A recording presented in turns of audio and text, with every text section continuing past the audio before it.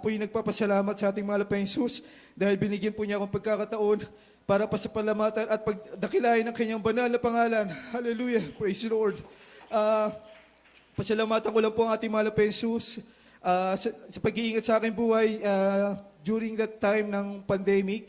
Alam naman po natin, nung mga minamahal, nung pandemic time, once na ma-infect po tayo ng COVID-19 virus, talaga pong 50% na mabubuhay tayo or 50% na makaka-recover po tayo dun sa virus na yun. Nung time na yung mga minamahal, nagkaroon po ng swab test dun po sa company po namin. At nung sa department po namin, 4 po kami dun sa workstation, sa area na po yun mga minamahal. Nung nag-conduct po ng swab test mga minamahal,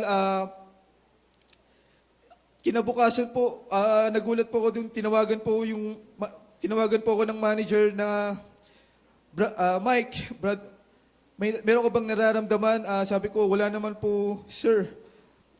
Kasi yung katabi mo mismo na infection ng COVID-19 virus, tapos kayong 4 doon, baga 3 silang na-infect, positive yung result.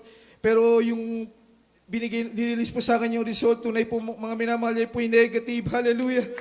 Tunay po na doon po, nagpapatunay na paano kumilos ang ating mahal na Jesus na exempted po tayo sa mga ganyang COVID-19 virus. Hallelujah!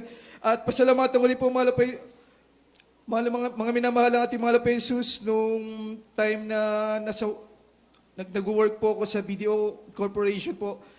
Nung time na yun, pandemic crisis rin po yun mga minamahal. Nag-release po ng memo yung management na magkakaroon po ng implementation redundancy program sa lahat ng employees. Ibig po sabihin mga minamahal, magbabawas po sila ng mga empleyado dahil nga po hindi na po kaya ng budget ng management din sa company na yun. At kasamaang palad po mga minamahal, isa po ako sa mga napasama dun sa listahan na mawawala dun sa company na yun. Tunay po, ibig sabihin po mga minamahal, hindi po natin alam kung ano po ang ating plano. Pero maganda po ang plano natin mga Jesus. Ando po yung prayer ko mga minamahal na makahanap ako ng panibagong trabaho na kahit na alam naman po natin during that time ng pandemic, marami pong nagko-close sa mga company. Pero ando po mga minamahal, God will provide. Hallelujah! Talaga pong nung nag-apply po ako nung time na yun, hindi ko po sukat akalain na hindi lang po isang kumpanyang tumanggap sa akin, bagkus 2 kumpanya po, mahimili na lang po ako. Hallelujah, kung saan po papasok na kumpanya. Kaya po tunay na dakila na ating mahal na Jesus, baga dakilang pagpapala mga minamahal na po, bilang po tayo sa dito sa Jesus Burial Crusade International Ministry na totoong pong may Diyos na nag-iingat, may Diyos na nagpapala at may Diyos na gumagabay po sa ating landasin at bawat desisyon natin sa ating buhay. Pasalamatan ko rin po ating mahal na Jesus sa pagpapalang pinansyal at tunay po mga minamahal na ang pagbibigay ay susi ng pagpapala. Bakit ko po nasabi mga minamahal? Dahil po sa patuloy na pagtatapat po, dati po every time na pupunta po kami dito sa banal na gawain, talaga pong andun po yung nagko-commute kami, talaga pong andun po yung pamilya ko na nahirapan kami sa pag-commute, pauwi at pabalik.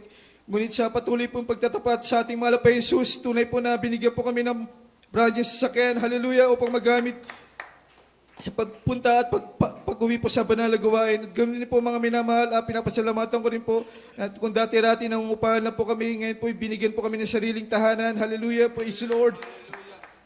Kaya po, pinapasalamatan ko po ang ating mahal na Jesus sa lahat pong pagpapalang physical, material, at higit sa lahat sa pagpapalang pinansyal at spiritual. At bilang karagdagan po mga minamahal, ako po yung mag-aalay ng isang makalangit na awitin para sa ating pinakamahal na Panginoon Jesus po lamang.